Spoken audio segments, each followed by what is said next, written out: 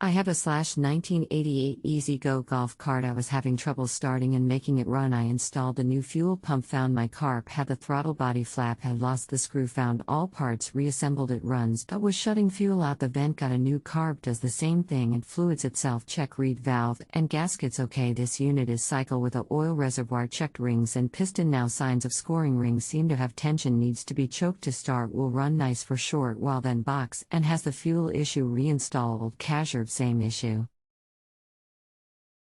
What's the brand and model of your golf cart?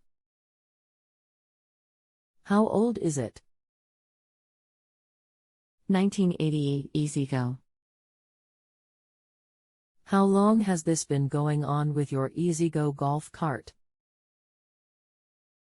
What have you tried so far? This year, all troubleshooting and opening sentence. Anything else we should know to help you best?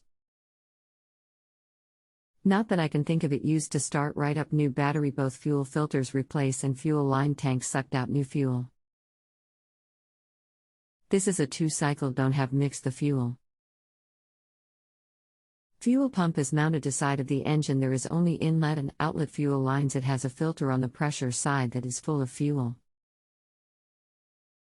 Welcome to Just Answer Small Engines. Let me try to help you. I don't know it all, but maybe together we can get you a satisfactory answer.